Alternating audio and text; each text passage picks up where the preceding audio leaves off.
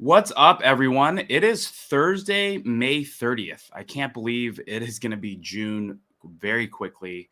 But we have a very special treat with you today. I think, there's so much fake news and FUD out there about, electrification and will the grid be ready? And so the question always becomes, will Tesla owners break the grid? And I could not be more excited to bring in Bill LeBlanc to tell you more about all of this. He is the chief catalyst at ev.energy. And ev.energy is actually one of my favorite apps because it allows me to charge at the greenest and cheapest times when you type in all of your information about your PG&E bill. Specifically in the Bay Area, that's our gas and electric company. But it's one of my favorite apps. And, what better way to then get one of the best experts in the field to talk to us about whether or not we Tesla owners are going to break the grid. So we're going to bring Bill in. And more importantly, we're going to be just discussing all things about, how this transition will happen and what it looks like. So, Bill, welcome to our podcast. How's it going? Thank you so much for inviting me. Yeah, we couldn't be more excited. So thank you again for all the stuff that you're doing at ev.energy and help because we know that this transition from, I love your shirt. It's literally from horse to gas to electrification. We know it's a revolution, right? We know that this is going to take a village, and ev.energy and all the work that you're doing there is going to be key to making this a huge success. So let's just jump into it. Let's get into, a little bit more about your background, what you're doing at ev.energy. I know we have some slides here prepared, but thank you again for your time today. Thank you again for supporting Tesla owners in the Bay Area and really across the globe. I'm excited for this conversation. Sounds good. All right. You want to go ahead and pull up those slides? Perfect. Yeah, thanks for the wonderful introduction. Yeah, at ev.energy, we're trying to make sure that the EV transition is going to cost the least amount of money for the grid and also be the greenest possible. Luckily, those two coincide pretty well, and I'll explain that in more detail. So we're going to go on a bit of a journey. I'm going to touch on a number of different topics, but just to kind of get going here, a little bit of background on me. So I grew up in the Midwest, but then went out to school and stayed in California for, about almost 20 years, working for PG&E, worked for the Electric Power Research Institute, got to know pretty much all the big utilities across the country. And the utility industry is interesting, so I'll refer to lots of things that the utilities need. But I have a degree in engineering, but actually have worked way more on programs in energy efficiency and solar and now in EVs. And I've been pretty much able to be exclusive on EVs for about 5 years. One of my specialties is really focusing on the end users, which we call you guys end users, the customers, the drivers in this case, because the utility folks and people in government don't always understand the nuances of behavior and why people do the things they do. So I'm going to be walking through that as well. On the right, you can see I do a lot of public speaking. I also was a stand-up comedian for about 4 years. I didn't make any money doing it, Wow. But I had a lot of fun. Take that. Exactly. Yeah, it's a little unusual. I was the only engineer comedian in all of Denver. Go figure. So, little known fact. Right. All right. If I had you guys live, I'd ask you what this number is. I would give you a few seconds. Usually someone knows what it is. This is the percent of vehicles that are on the road today across the country that are plug-in. It's very low. It's 1.3%. In California, it's a bit higher. It's a little over 2%, which is awesome and really, really low. And so our industry needs to understand that we are at the very beginning of this revolution. And the people that are on this call are at the beginning of this curve. So you are not only the early adopters, but the innovators. And I'll show you the kind of how that looks as far as evolution of markets. But we kind of expect the whole industry to be mature at this point in time, and it's just not possible. It's going to shake out in so many ways that we can't imagine over the next decade. And that's what really excites me about the industry. So I use this a lot. So this, many of you will have seen this. So this is the adoption curve for essentially all technology applications. And what's significant about this is that the people who are early adopters are generally fine with incomplete solutions. So happy to get an EV before there's a robust charging network. Happy to tinker with new apps that may make other people uncomfortable. Happy to invent things along with the providers. And then when we get to the mainstream customers, which is where all the big numbers are going to be, they want a lower risk and they require a complete solution. So if the charging network isn't working, then they're unlikely to do it, because guess what? There's an alternative, the gas car, that works just fine. And so this evolution is something that is not well understood in my side of the industry, even though it's well understood in general marketing sense. So I use this a lot to help educate our industry. And so a little deeper on this is that those who are in the early adopter groups support the revolution. They're kind of contrarian to old ways of doing things. And so if you buy a Tesla, a lot of what you're saying is, I don't really need to buy from legacy car makers that have been around for 120 years. Apple leaned on this culture for many, many decades and still really does. Taking those risks is something that early adopters can and do want to do, and it makes them actually feel good and be part of a movement. So the motivation for future generations, motivation for being green can also be key elements. But then we move into mainstream customers. They want to know what's safe and not going to break and not going to cause additional problems for them and their family. They're likely not to do a ton of reading, but lean on their friends and colleagues. And if they're not into EVs, then they're just going to stay doing their gas car, and they're going to kind of talk down about them.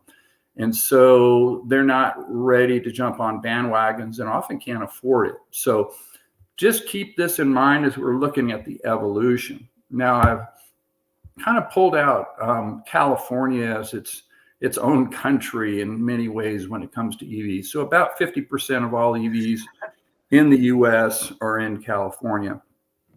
You have 4 counties, maybe 6 now, that have reached over 30% market penetration of new vehicle sales that are EVs. So I would say in those counties, you've already broken through into the mainstream customer base.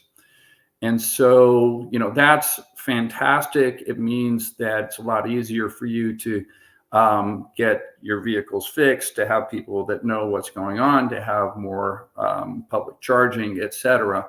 And it's really what we saw in Norway over the last decade, where they really pushed, and they're more upwards towards 85 to 90% of new car sales. And it shows. I was just in Norway this past year. So this is what I would call suburban California single family household adoption. When we start to look at other groups, let's say suburban single family households in Kentucky, well, their curve is going to be later, and it may not reach 100%. And we have to think about even more difficult markets, rural single family households in Ohio. But also you can see I've got 3 counties in California that are under 3% market penetration. So even in the state of California, there's a big difference. And so this revolution is not even, and it's not going to be even. I don't think there's anything we can do about it, and I'm not sure it's a bad thing. because you want everybody who buys an EV to have a good experience, to have that experience be something that you then talk to your neighbors about and make sure that they know how happy you are with it. So just wanted to kind of set this as a baseline. Now, the other kind of just truth as we talk about used car markets, and the reason I talk about that is because about 70% of car sales in any given year are used cars and not new cars. There just aren't very many used electric cars. It's just the way markets work. And so we can see in 2022, this latest data I have, is we have only, about 120,000 EVs sold that were used. On a percent basis of the entire used car market, that's what it looks like. Wow, so that's crazy. yeah. It barely shows up on there. So when we talk about how do we bring more electric vehicles to communities that typically buy used cars for under 20,000, under 10,000, there's 25% of the people buy cars under $10,000. So we've got a ways to go before we build up this market, and this is going to take probably 30 to 40 years to build up. All right. So kind of my conclusion of this section, of this adoption section, is that we really don't have necessarily the best EV growth strategy as states and as a nation. We think that putting in more chargers is the only thing that's needed, but it's not. So the conventional beliefs are get the range of the vehicles up, put public chargers everywhere, make the vehicles really fast, and do a lot of incentives. But if we look at the history of evolution of technology and technology applications, it's a really different viewpoint. So it really needs to focus on how can we make the experience at least as, I should say, less risky and not more risky than the alternative. We need to make people feel like they're making a good decision and they won't need to return the car because it doesn't work for them.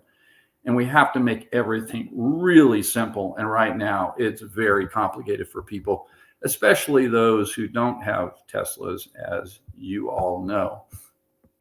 All right. What does this look like in real life? Well, here in Colorado, we actually have sat down and spent the time talking to hundreds and probably thousands of customers about where they sit in the evolution of vehicles. And so we ended up with these 6 segments, which I'll show you along the adoption curve.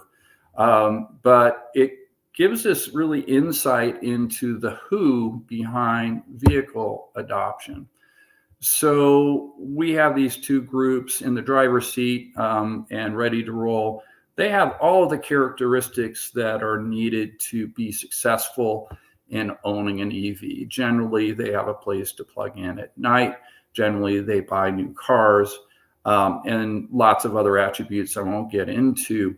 But this is, about 20% of the population. So that's the group that we should be really chasing after now. And again, remember, we still have 18% of the population that's in this group that doesn't currently own an EV, because we go back to that 2% market penetration. All income, ethnic, and locational groups are represented, just in different proportions.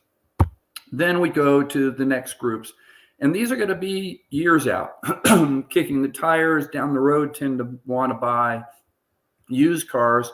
Then there's this huge chunk that I call wait, don't sell me. For those who've listened to the radio show, you probably know what I'm talking about. And that is maybe, but definitely down the road. I really don't want to consider it. And then the most interesting group I call last gas. They don't ever want to have an electric car. They will drive that gas car until they can't find a mechanic to fix it anymore, and then they're going to fix it themselves. And that's an interesting group, and you'll see some of them talking in one of my on the street videos. which is coming up right now. So Yeah. I have been fortunate enough over the last about 15 years to be able to go out in the street, stop people, put a microphone, and just ask them questions about energy, electricity, and most recently EVs. And so I have about a 2-minute clip here, which I think you're going to love, that just asks people, well, you can hear it. So go ahead and play that. All right, let's do it. What scares you most about electric vehicles? The upfront cost. I'm worried about the batteries. What happens to the battery? You're gonna have to dump it somewhere because they're not recyclable. Well, I believe they are recyclable. Well, I just don't know that the grid's ready. I mean, if everybody buys electric vehicles, people don't understand you have to create electricity to charge them. Yeah. Our grid's not ready for it. Do you think the grid's ready for air conditioners? Not up here, no. No. Because people don't, they're under the assumption that they're saving the planet by plugging into their vehicle into a wall that's the coal-fired generator makes the electricity. So what are you saving? How much earth did they move to get enough, the 2,000 pounds of lithium to make a battery for a Tesla? Well, I mean, with lithium batteries, that they're using to power these electric cars, they're literally, the mines to get into these are so small that they have children do it. When the gas shuts down and when there's no more gas outlets for me, that's when I'll get an electric vehicle. You're the group that we call last gas, that you really like your gas vehicle. I just like my car. I like running on oil. Again, efficiency. And I feel like people are debating don't go all electric because Range. Yeah, because of the range Range is a because big of the topic. ability if you want to travel a lot. I have a Nissan Leaf. Nissan Leaf. Oh, yeah, I know Nissan Leaf is just, it's not very balling. Like I can't pick up girls with a Nissan Leaf. I can't afford an electric vehicle. Do they cost more or less than regular gas vehicles? Way more. Anti-gas, it's just the cars are so expensive. I know the car is expensive. I can buy a '98 Buick for like $800. And I will tell you, you should not worry very much about the grid because I got it handled. I'm going to take care of it for you, and it's all going to be fine. I'm not sure that, I'm not there yet. Yeah, You're not trusting me? There you go. and I can't hear you. I think you're on mute there. Oh, sorry. Yeah, that was crazy to hear people's responses and just see what is the general public view about the grid. Yeah, and those were not uncommon answers. And you could tell people pretty early on whether they were getting their information from one source or another. And the number of times the kids in the mines came up was kind of remarkable. So that's definitely a story that is permeated. And they're talking about cobalt, not lithium. So it's a talking point. All right. Anyway, I'm going to now go to my next section, which is electrification. So now I'm getting a little more nerdy outside of just the vehicles. Now we're going to get into the electrical industry, and we're in the fourth wave of utility transformation. And this is the way I kind of look at it. And the fourth wave is really exciting. The first wave was pretty exciting as well. So the first wave is when we electrified pretty much to bring lighting to everybody. And of course, that had an evolution that was similar to EVs. It started in urban and suburban areas. And then took almost 30 years to rural America, but that included some electric cooking as well. And so this was transformational because people didn't have to have gas lighting in their homes, which caused massive amounts of fire and devastation, as you might imagine. So that went up probably until the 1940s. Then we got into this kind of cool automation phase where everything automatic was interesting, and buttons and trying to save time in the kitchen was a big deal. Dishwashers, clothes dryers. Imagine your life without a dishwasher, without a clothes washer, without a dryer, without a plug-in refrigerator, without TVs. I mean, this was an amazing transformation. People could all of a sudden have entertainment in their home beyond the radio, for example, and it goes on and on and on. This lasted all the way until the 80s. These are some old ads that are kind of interesting, but cook electrically, go all electric. It's good for you. We're reviving those messages now in a different way. The third wave came with microprocessors, which was the digital age, and we're still in this. But this is now the proliferation of all the computers, mobile phones, smart speakers, cameras, digitization of pretty much all the appliances. And we love this. It works. It's also quite energy efficient. And I'll show you kind of the data on that. And now we're in this really, really exciting period of time where we are transforming from a centralized big power plants run by fossil fuels or nuclear to distributed energy, and it changes the way that people have to think about the grid and when things are cheap and when things are expensive, when they're clean and when they're dirty.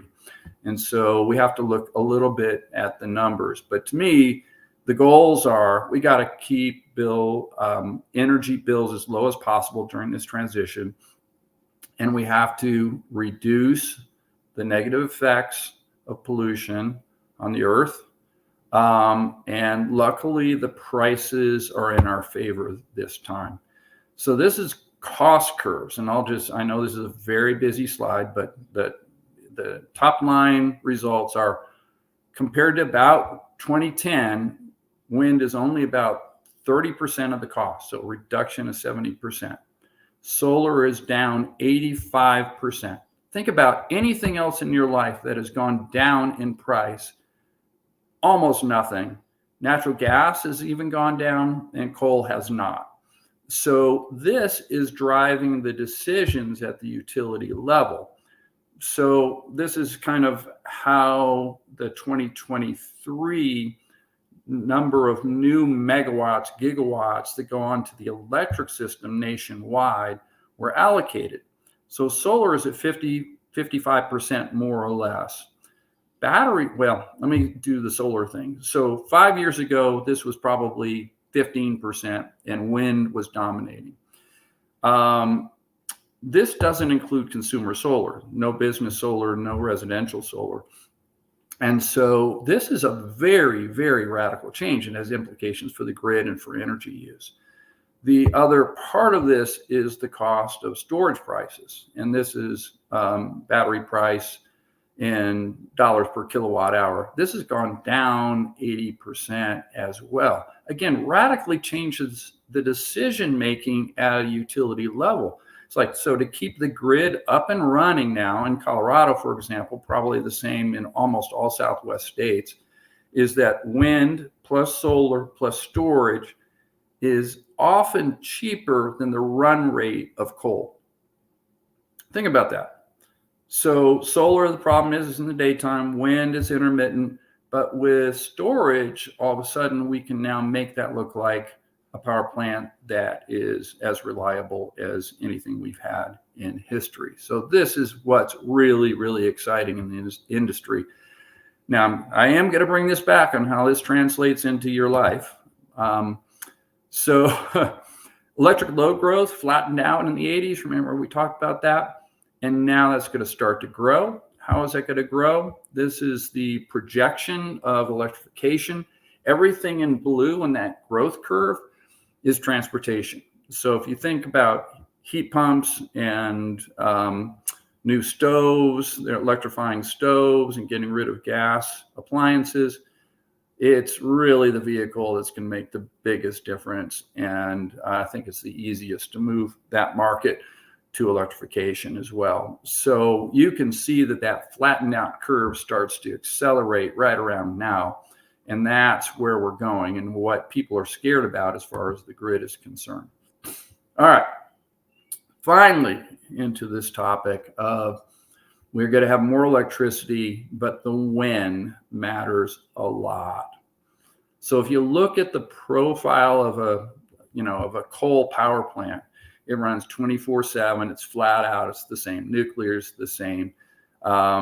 We used to use gas turbines for peak energy use. You turn them on, they stay on for 5 hours, 6 hours during the peak, then they shut off, they sit around, and that was the cheapest way to provide that peak power.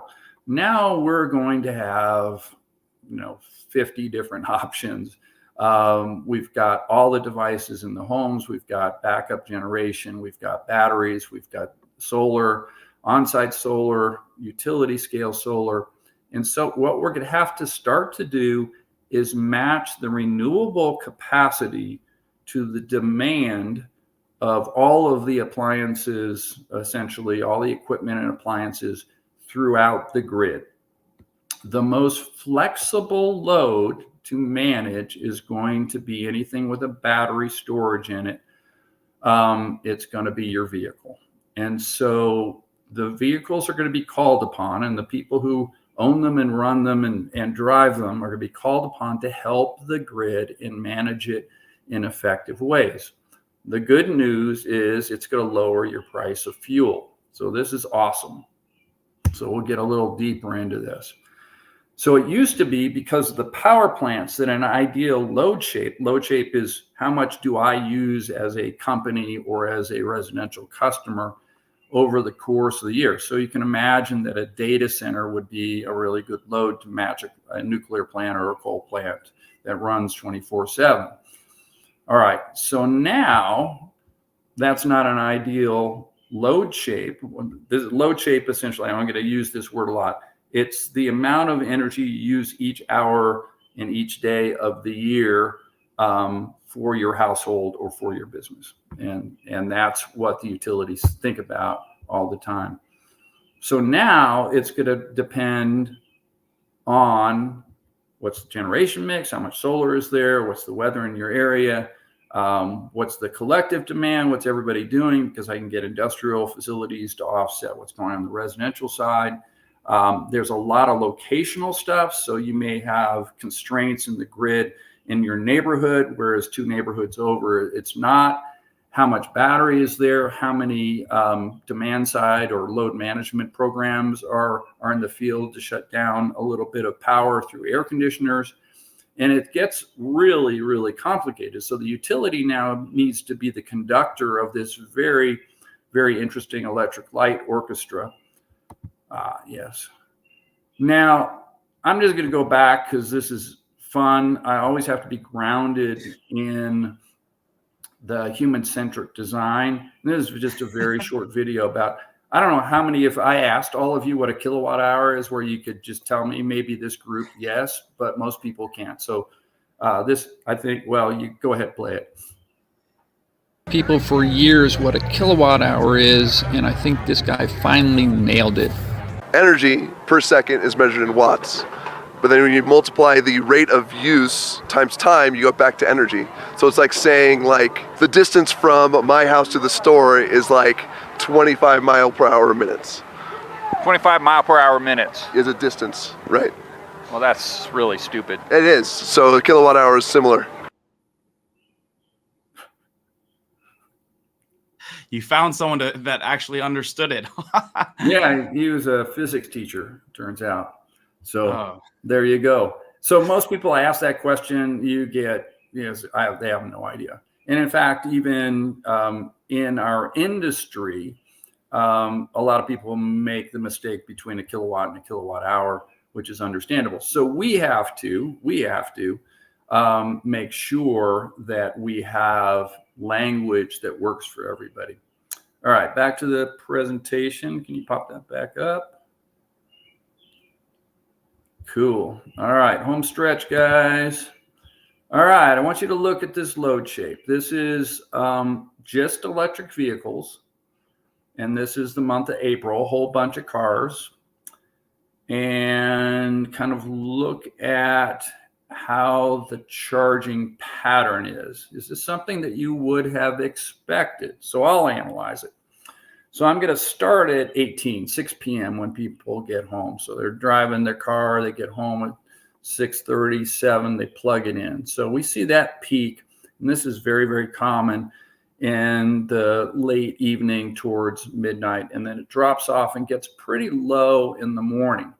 What's unusual about this particular load shape is that there's another bump in the middle of the day that we don't normally see. Again, if I had you in front of me, I would ask you what you think is happening, but I will tell you there's a super low price in the middle of the day for about 4 hours. And so people have figured out how to keep their car plugged in the daytime and get charging in the middle of the day.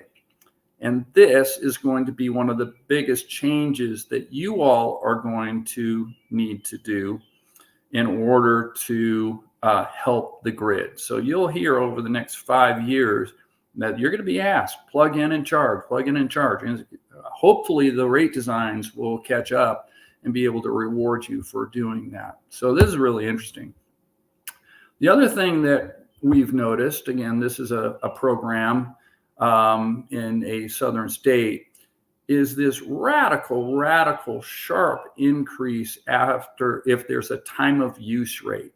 So in California, for example, there was default time of use rates, which sounds like a good idea, but not with all these cars are going to be programmed exactly at the same time.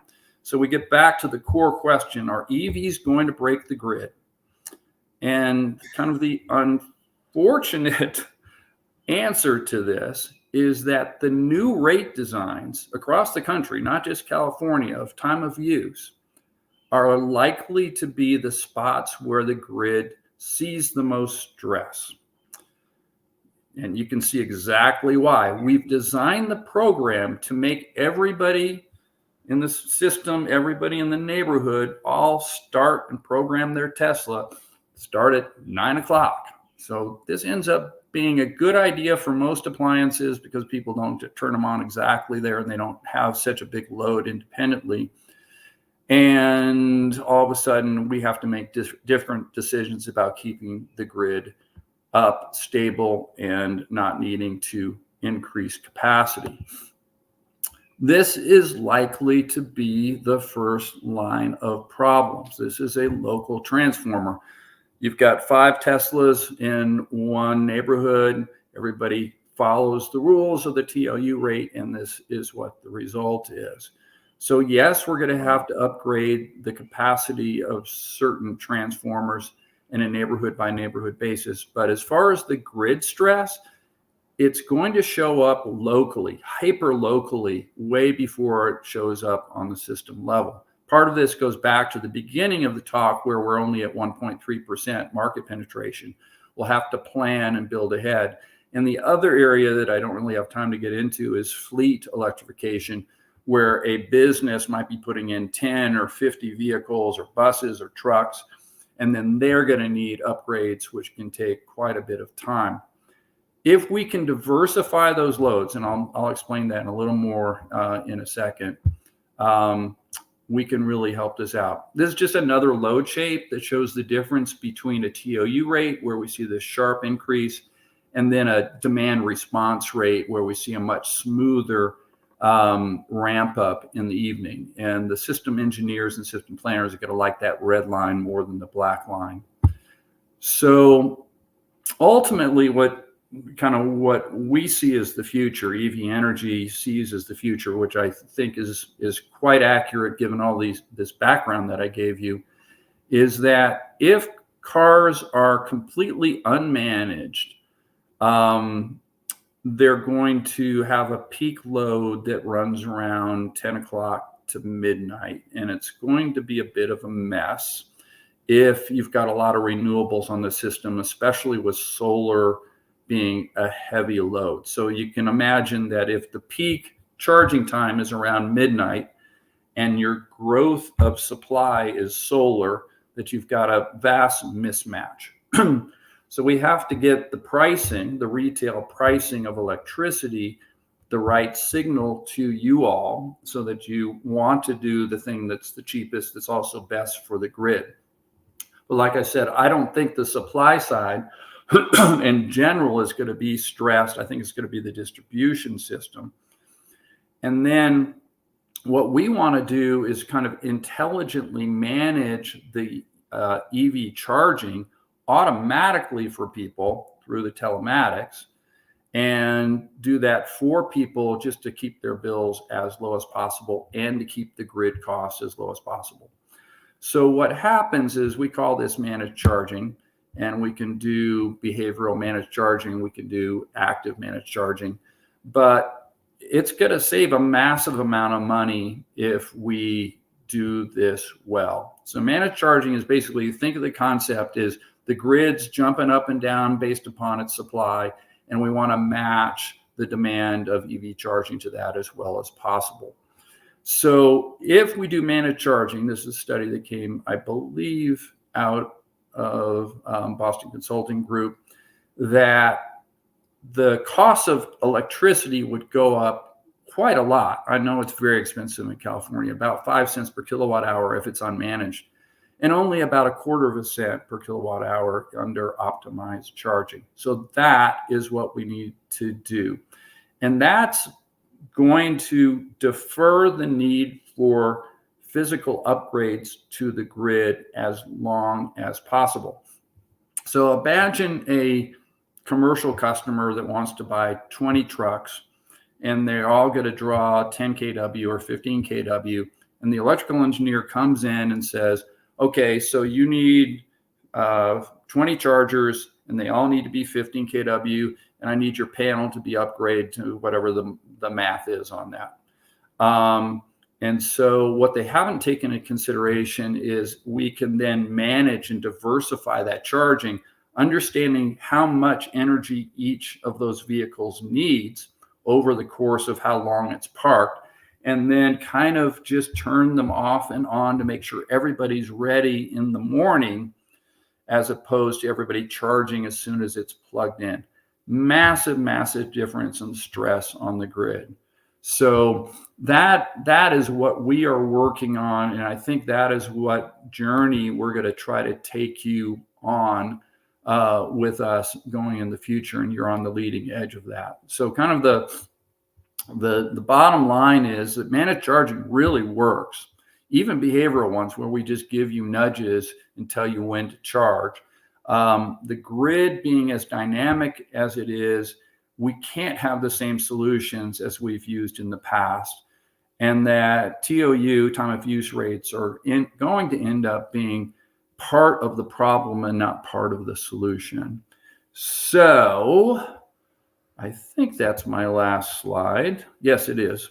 So at this point, I'm trying to think what I forgot to say, but I think I've completed all of those. So I expect you might have some questions around, the last part around managed charging and grid management. Well, first off, I can't believe how much I just learned. I feel like I was just in a like a time suck of just like consuming information of just like electricity history and how we electrified things from even like the late 1800s to 1900s.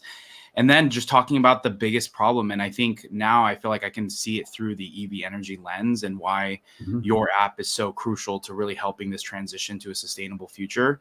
Because yeah, you better believe it, I'm charging every night outside of, there's days where I'll charge my car during the day when I'm home and working from home because, I'm overproducing and my batteries are charged. Where I won't be charged anything. But for the most part, 90% of my charging is happening at night, when that's how they've built these rate plans. But the problem is, as you said, as we have more, it's definitely going to have to create problems. So I feel like I've already just like learned a lot, and I don't think, but yeah, I think it's amazing what ev.energy's app is doing and how you guys are contributing to this. How would you say, from your perspective and your career, like how do you personally see like Tesla owners adapting or even evolving to helping manage, this, what is it, TOU, time of use? Yep. Like, out of all of the EV owners specifically, how do you think Tesla owners will adapt or will not adapt to all of this? Yeah, luckily I have a pretty straightforward answer to this.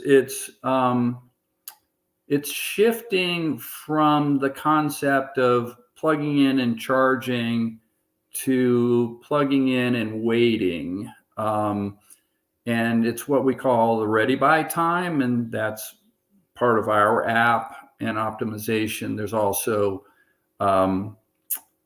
part of the Tesla app, but the Tesla app doesn't integrate with the grid, and we do information wise. So you kind of get the same results by doing ready by time, but it's not accurate against the grid. So we may find, for example, that wind power is peaking in late evening, and we know that. And so we want to make sure that we give the Tesla owners the lowest cost and greenest power possible. And that varies by day. So people get into their singular habits and they will charge the same way every day, every week, every part of the year. And so what we're trying to do is make it easier by just managing that for you. In the case, there are lots of people who want to do it this way, where we actually take over and make sure that you are charged by the time you want to be charged.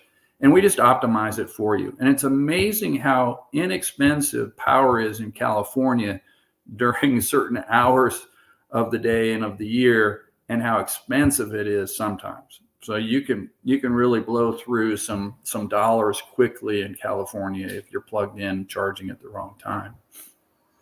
Yeah, and I think that was partially some of the feedback from the audience. What would your response be to people who are concerned about the high prices specifically in California, and specifically just how will either ev.energy help manage that, or really just VPPs as well, right? Yeah. It's it comes down to California is a very expensive state to buy gasoline, and it's a very expensive state to buy electricity, unfortunately. I tell people this, but yeah, it's way more in California, and I can't tell you all the reasons behind that. So what solution a lot of folks have done is they've, of course, gone solar. And then your destiny is more upon yourself than it is on what the cost from your local utility is. The CCAs as well, the community choice aggregators in California, are working hard to adopt these types of programs and also try to keep the energy costs as low as possible through their purchase options. But there's always the distribution and transmission costs that have to be paid and covered. There's other issues in California around wildfires, of course, which you're all very familiar with. So, what we're really encouraging is active managed charging. If we can get to that, if we can get the majority of customers to do what we call active managed charging, which is where we are looking at the grid, we're looking at the cost, we're pumping the brakes or the accelerator on hundreds of thousands of vehicles, residential and business vehicles, and we're kind of doing that conductor of the orchestra on behalf of not just the utility, but this keeps rates low for everybody. So for those who are non-participating, that don't have a car, don't have an EV, they have a car, but they don't have an EV. Our goal should be to make sure that people with EVs don't impact them negatively, because they're going to be the late adopters by definition, going back to our early phases of this talk. So to keep rates as low, electric rates as low as possible, we've got to do the EV managed charging. We have to do other aspects. Sometimes it's some air conditioner demand response, for example. Yeah, I think that's really, really insightful. On the other side, what incentives or programs could encourage Tesla owners to charge their vehicles during off-peak hours? Yeah, it turns out EV owners really like to save money. I'm very excited about it. It's part of this early adopter. So one of the things I'm worried about, early adopters we've found when they join a managed charging program comply with the signals that they are given, whether that's a behavioral signal or an active managed charging. very happy with the programs. We have almost no dropouts from programs. So basically, the answer is that they want their car charged when they need it, and we make sure that that's the case. We can see how full the car is, so we're not gonna withhold charging for a car that's at 25% charge. We're gonna be able to look at that. That's why the intelligence of the software platforms that we use are so important. So it's kind of we're trying to make it easy for the user. We're trying to make it intelligent overall, and we're trying to make this universally acceptable, meaning that we give options to customers. There's some people who aren't going to want to do it, and we have to take that into account. There's some people who are going to be on time of use rate. So we need an array of options so that people can select in and say, this one is right for my lifestyle. I like it. And what we're hoping is that the easiest option is what we call the smart charge, which is what I've been talking about, is that load following charge that's going to be the cheapest possible. It's going to be very hard to get prices down in California unless we optimize the grid and not have to build lots and lots of new infrastructure in the next 10 years. Yeah, which kind of gets me into my next question. How can Tesla owners even prepare prepare really for EV adoption, as we saw that huge bell curve, right? How can we prepare for EV growth in general?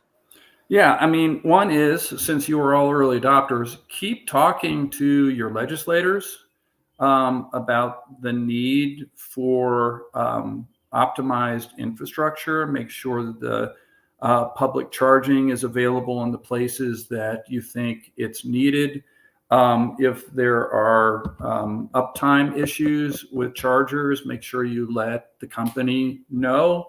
Can we be the active eyes on the street, so to speak, to make sure that the bosses who are running these things and they're supplying the chargers, supplying the systems. I know you guys probably can't get straight to Elon Musk, but at the end of the day, it matters what the drivers think. It's more powerful to do things locally. So if you all are in a community choice aggregator CCA situation, talk to your CCA managers about joining these programs and how you can get other Tesla owners to participate. That's, I think, the most active way that you can do things is on the local basis.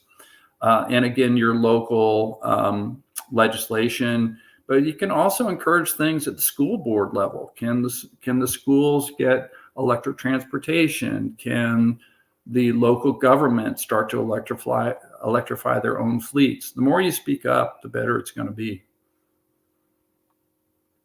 Definitely. And with that, where do you see the grid in 10 to 20 years? Like, what's your prediction on that? Yeah, so I think we're going to be way smoother in the next 10 years than people are afraid of. I'm actually pretty sure of that. So one of the things that utilities are best at is building infrastructure. So over the course of 120 years, what you've seen in the history is done an excellent job of creating the grid. The grid of the future is going to start to have an inflection point in about 10 years when we saw those NREL numbers where you saw the growth. And then what I think we're going to have to do is something we haven't done in a long time, which is build ahead.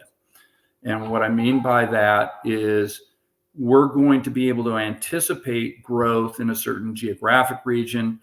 And we're going to need to be able to build transmission from wind centers and solar centers and be able to do upgrades for commercial buildings more rapidly than we have in the past in anticipation of these loads that will come. So this is what we saw in the 1930s, 1910, 1940, that growth group of years. And we're going to have to do that again, but we got to have to do it really intelligently. And I think at that 10-year point, when we have lots and lots of EVs on the market, I think we're going to be fine, because I think we're going to do a lot of distributed energy, and we're going to figure out how to do charging probably directly from some of the sources instead of even needing to go onto the grid. So battery storage, solar, wind, those three are kind of the future of the grid.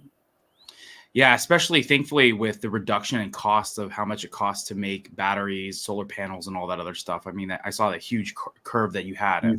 So hopefully it continues, and Tesla obviously, helping lead the way in that effort, because I've noticed how much the cost for solar panels and even batteries has come down as the technology just advances. And really Tesla, just at least on the Tesla side specifically, continues to reduce the cost of building these things, like the power walls and solar panels and solar roofs.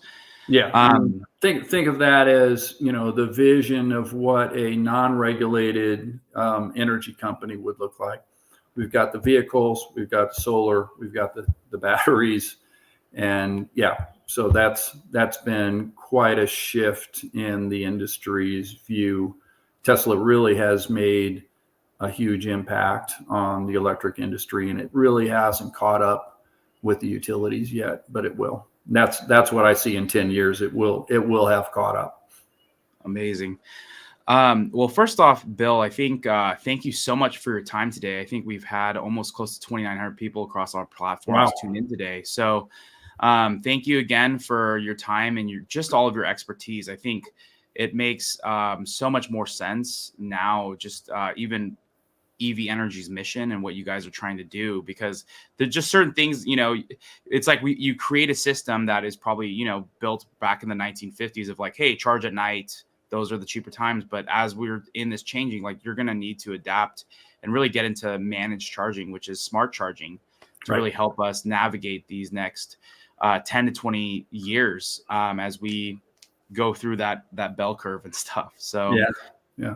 Is any closing remarks? Otherwise, otherwise I can close a little bit as well. No, I want the Tesla owners to continue to lead and do it actively, and enjoy your vehicles, and do it in the most environmentally friendly way and grid friendly way as possible, which I think we're on our way to do that. Well, awesome. So for those that don't know, again, we just had an amazing conversation with Bill, some amazing history, and really him also showcasing, upcoming issues we'll have in the future with the grid. And also too, really just answering the question, will Tesla owners break the grid? So there you have it. But make sure to go to ev.energy to go check out their amazing app, and really how you can start getting ahead of this curve. Really just, smart charging, finding the cheapest and greenest times to do it. This app will help you. So thank you again, Bill, for your time today. And we will see you all next time. Thank you again, everyone, for tuning in. You bet.